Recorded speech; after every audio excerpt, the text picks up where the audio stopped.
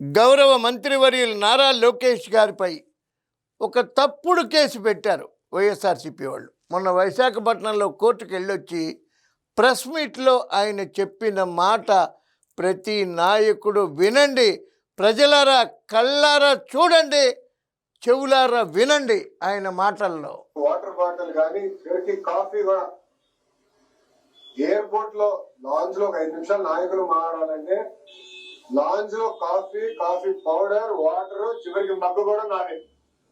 ఎందుకంటే నాకు ఇది మా తల్లి నాకు నేర్పించిన సంస్కృతి. మనం ప్రజాస్వామ్యంలో ఉన్నాం, ప్రజల పవిత్రమైన బాధ్యత మనకు పెట్టారు. వాళ్ళు ఏ నమ్మకంతో అయితే మనకు గెలిపించారో ఆ నమ్మకం నిలబెట్టుకోవాల్సిన బాధ్యత మనందరి పైన ఉంటుంది.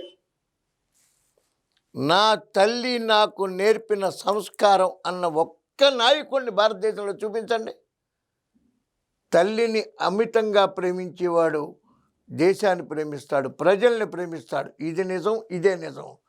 ఇవాళ నారా లోకేష్ గారి ప్రవర్తనలో తండ్రి తిన్న కంచం తీయడం దగ్గర నుంచి, తండ్రి పాదాలకు నమస్కరించడం దగ్గర నుంచి, గౌరవ చాగంటి కోటేశ్వరరావు గారి పాదాలకు నమస్కరించడం దగ్గర నుంచి ఆయన సంస్కారం, మహోన్నత సంస్కారం ఈ చిన్న వయసులో దొరికినందుకు మనందరం కూడా లోకేష్ గారిని అభినందించాలి.